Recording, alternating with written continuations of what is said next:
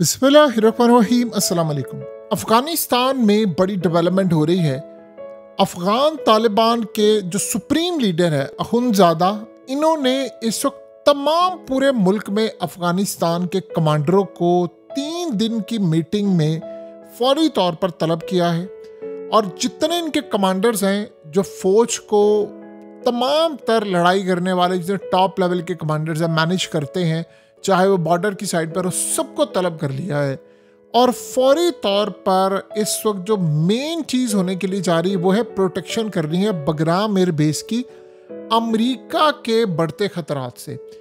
इनको गालिबन इंटेलिजेंस मालूमात मिली है, अब ये चाहे रूस से मिली हो, चाइना से मिली हो, क्योंकि चाइना की जो इन्वेस्टमेंट है वो असल में अफगानिस्तान में आ गई है ख़तरे में। और चाइना की इन्वेस्टमेंट ख़तरे में आने का मतलब ये है कि ईरान, अफगानिस्तान, चाइना, रशिया, ये सारे खतरे में आ जाते हैं। अब सिनेरियो यहाँ पर ये है कि अमेरिका में जो इस वक्त सूरत हाल पैदा हो रही है वो बड़ी अजीबोगरीब है। और वो मामला कुछ इस तरह से है कि इन्होंने फैसला किया है, यानी डोनाल्ड ट्रंप ने अपनी रिसेंटली जो जर्नैलों से खिताब किया तो उसके बाद बहुत सारी चीज़ें सामने आई हैं कि जर्नैल खुश नहीं है और ट्रंप की पॉलिसी से खुश नहीं। यहाँ तक उन्होंने कहा कि अगर ट्रंप को खिताब करना था, अगर यही सब कुछ करना था तो हमें एक वर्चुअल मीटिंग में बुला लेते, एक प्रेस रिलीज कर देता, सब तक वो पहुंच जाती। हमें बुलाकर यहाँ पर तजलील करके सब कुछ किया गया। असल में वो ट्रंप की पॉलिसी से इत्तेफाक नहीं कर पा रहे, बिल्कुल इत्तेफाक नहीं कर पा रहे। अब असल मसला ये है कि अमरीकी फ़ौज के अंदर जो टॉप लेवल के कमांडर्स हैं वो अमरीकी मीडिया से गुफ्तगू कर रहे हैं और उनको कह रहे हैं कि हमारा कोई प्लान नहीं है कि हम अफ़गानिस्तान में दोबारा आएँ, बगराम एयर बेस का कंट्रोल संभाले। यानी अमरीकी फ़ौज में एक वाज़ेह डिवीज़न पाई जाती है जो अफ़गानिस्तान नहीं आना चाहते। लेकिन ट्रंप, आपको पता है फिर ट्रंप है, उसने तो जर्नैलों को खड़े होकर कहा था जो मेरी पॉलिसी से इत्तेफाक नहीं करता यहाँ से चला जाए, और जब वो जाएगा यहाँ से तो उसका रैंक भी ख़त्म होगा, यानी मैं उसको फ़ौज से निकाल दूंगा। और ये सूरत हाल हो सकता है। और आप देखिए इन्होंने नेवी के अंदर कमांडरों को निकाल दिया टॉप लेवल के, और रिसेंटली ट्रंप ने फ़ौज के अंदर बड़ी उखाड़ पिछाड़ की है। ये सारे का सारा स्नैरियो बता रहा है कि डोनाल्ड ट्रंप के इरादे ठीक नहीं है। अब अफ़गानिस्तान में ये जो मीटिंग तलब की गई है वो बेसिकली अमरीकी फ़ौज से लड़ने का उनको तजर्बा तो ऑलरेडी है, ये उनसे लड़ने के लिए ही मीटिंग बुलाई गई है कि हमने कैसे मैनेज करना है अफ़गानिस्तान को।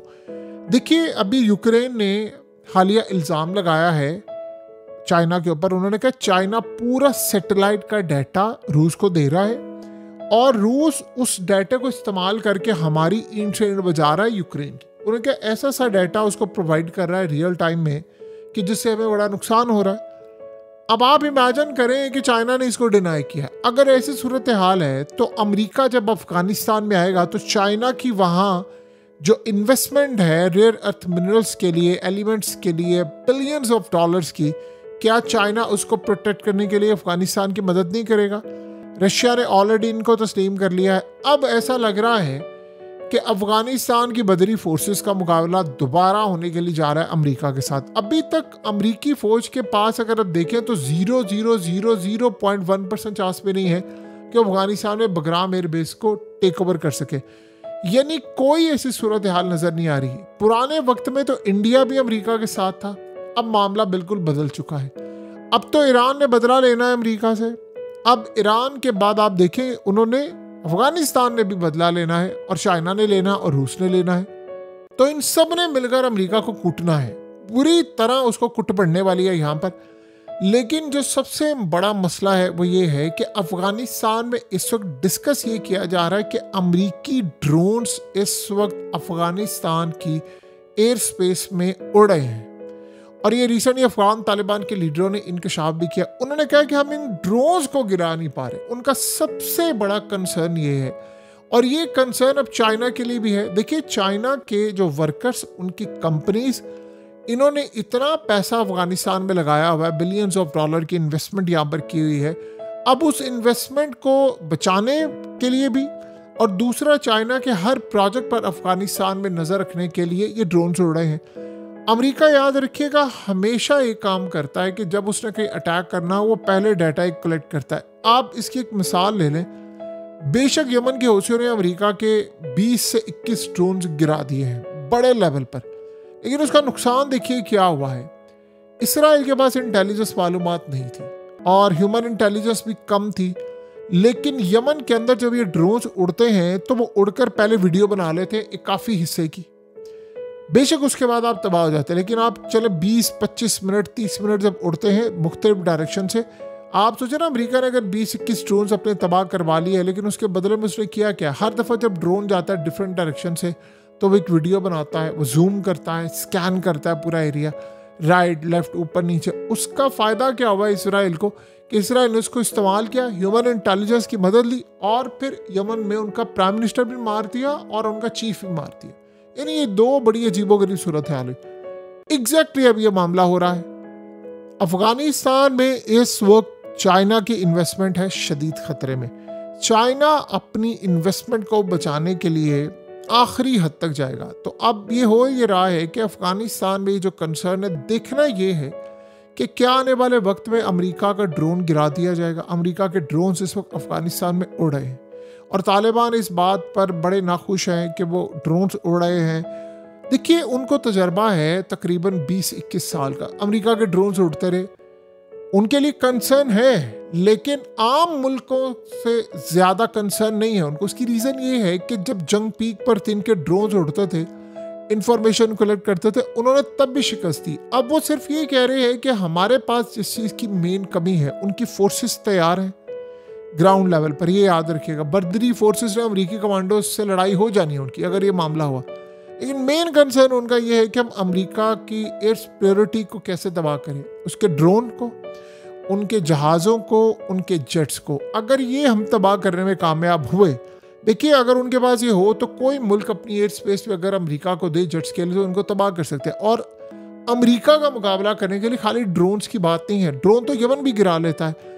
उनको ऐसी भी सूरत हाल चाहिए जहां से ड्रोन्स को भी वो तबाह कर सके और जेट्स को भी तबाह कर। उसके लिए एडवांस लेवल का उनको डिफेंस सिस्टम चाहिए और वो जाहिर सी बात है चाइना और रशिया पर जोर दे रहे हैं कि आप हमें प्रोवाइड करें। अब देखना ये है कि वो प्रोवाइड कैसे करते हैं। क्या हम ऐसी सूरत हाल देख सकते हैं कि रशिया की फोर्सेस अफगानिस्तान में आ जाएं और वो अफगान तालिबान के साथ मिलकर, यानी देखिए अभी तक अफगानिस्तान के अंदर अफगान तालिबान में डिवीजन नहीं है इस मामले पर। अमेरिका का जब मामला होता है या बाहर की फोर्सेस का मामला होता है तो वो एक हो जाते हैं, उनमें ये चीज़ पर डिवीजन नहीं है। वो चाहते हैं कि अफगानिस्तान की मुकम्मल सिक्योरिटी हम कवर करें। तो अगर रशिया की फोर्सेस यहाँ पर आती है, कोई अड्डा बनाती है, तो फिर उनके अंदर एक डिवीजन आती है। लेकिन अगर ये फैसला वो करते हैं तो ये उनको सूट भी करेगा।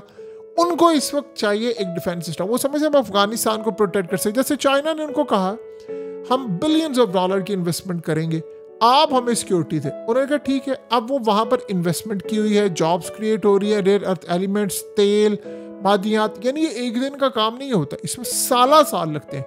वो कंटिन्यूसली काम करते जा रहे हैं और टेक्नोलॉजी से लेकर हर चीज़ में रेयर अर्थ एलिमेंट्स इस्तेमाल होते हैं, जिसका ट्रंप को शदीद गुस्सा है कि हमारे हाथ ये मामला नहीं लगा। अफगानिस्तान में मार खाने के बाद चाइना वहाँ पर चला गया और उसने इन्वेस्टमेंट कर दी। उन्होंने भी कहा था हम इन्वेस्टमेंट करना चाहते हैं, लेकिन इन्होंने मना कर दिया इस बात पर कहकर कि आप इन्वेस्टमेंट करना चाहते हैं आप आ जाए, हमें कोई इतराज़ नहीं, आपकी कंपनीज है वेलकम करते हैं, सिक्योरिटी हम देंगे।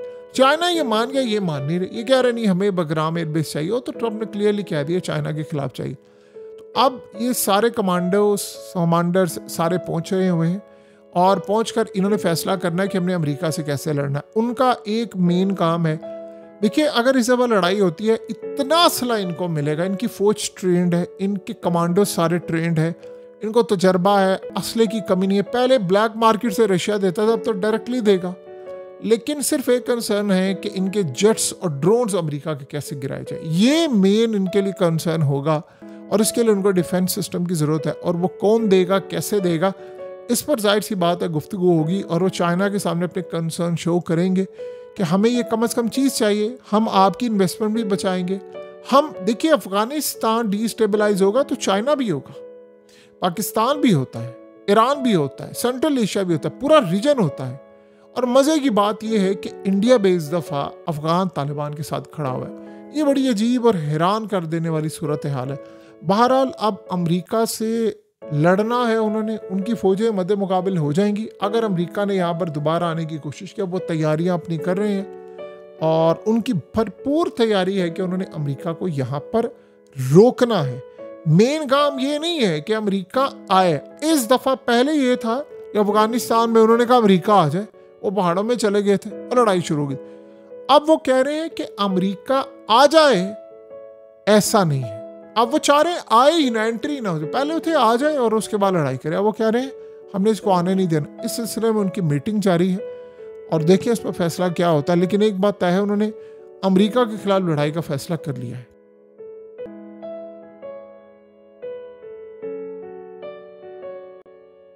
हकीकत टीवी को सब्सक्राइब करना मत भूलें, वीडियो को लाइक करें, शेयर करें और कमेंट सेक्शन में अपनी राय का इजहार जरूर करें।